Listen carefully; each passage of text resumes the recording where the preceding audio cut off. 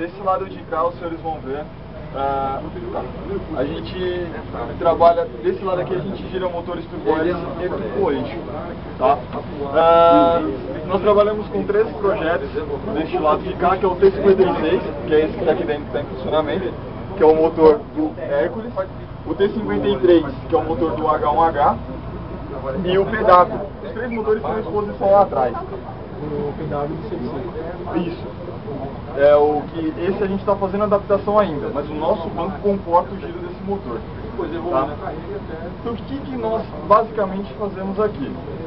Através dos dados que a gente coleta do motor, de pressão, de fluxo, de rotação, de fluxo de óleo de combustível, tá? De rotação, de RPM, dados de vibração e torques que nós medimos nesse instrumento e naquele instrumento, nós verificamos se o motor está apto ou não para ir para uma aeronave. Então todos os dados que a gente precisa como referência, a gente encontra na ordem técnica. Tá?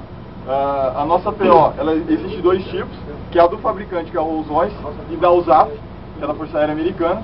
Nós, aqui no banco de provas, a gente adota a da Rolls-Royce. Tá? A modificação entre os dois são pequenas, porém geram algumas diferenças na hora de se aprovar ou não um motor. Nesse momento nós estamos girando o motor no regime mínimo de rotação dele. A gente acabou de dar partida e ele estabiliza nessa rotação. Então o compressor está girando a 10.000 RPM e o eixo de saída do redutor está girando a 740 RPM. Que os pontos mais críticos nesse motor são temperatura de saída da turbina, pressão de óleo e vibração. Todo teste a gente tem que ficar prestando muita atenção nesses três pontos, porque esses três pontos podem destruir um motor. Se não tiver lubrificação, come-se as engrenagens. Se a temperatura da saída da turbina estiver muito alta, torra a turbina ou derrete a câmara de combustão, depende das circunstâncias em que ela está sendo gerada, né? E a vibração, se estiver alta, também pode danificar o restante do motor. Alguma dúvida? Uma pergunta? Uma curiosidade? Você falou TO. Ordem técnica. A nossa ordem técnica. É o manual, né? Isso, manual. Vocês podem seguir o do fabricante ou da Força Aérea Americana ou o nosso? No caso é só o fabricante ou da Força Aérea Americana. As ordens técnicas que a gente tem aqui, todas elas são em inglês. Então o que se exige, no mínimo, é o inglês técnico do operador aqui. Eu acho que para quem faz a manutenção também, né? Porque normalmente as ordens técnicas são todas em inglês. Ler e escrever, né? No mínimo, assim, um inglês técnico. Você entender o que está falando.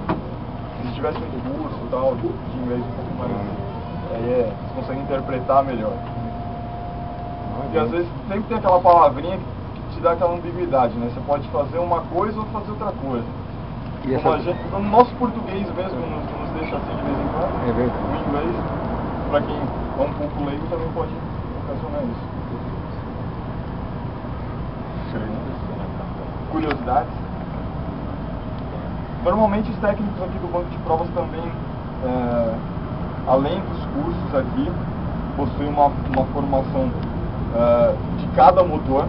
Então para você operar um motor aqui dentro do banco de provas, é necessário que você tenha o curso do motor.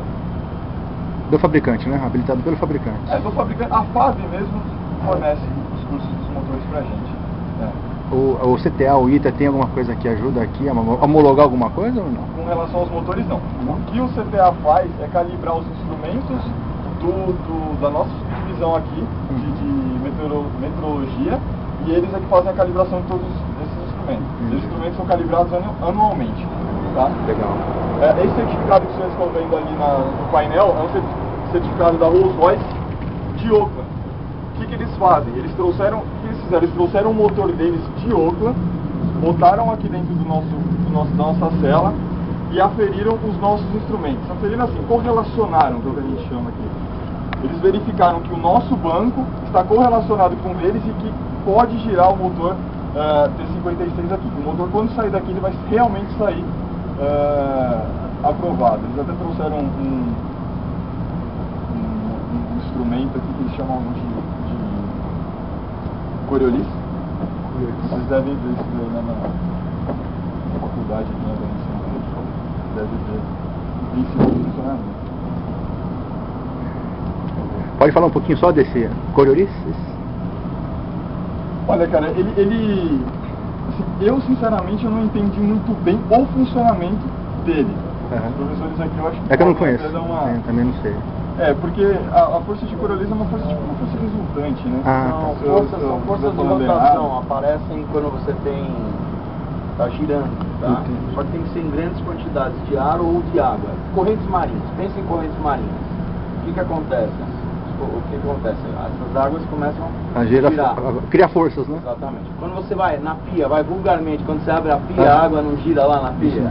Tá. Só que o pessoal fala que existe força de Coriolis aí. Não existe. Só existe em grandes proporções. O que são grandes proporções? Quantidade de água ou o quê? Ar.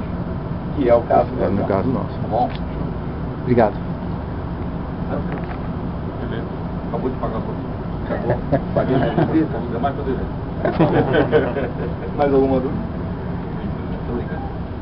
Beleza. Quem quiser entrar,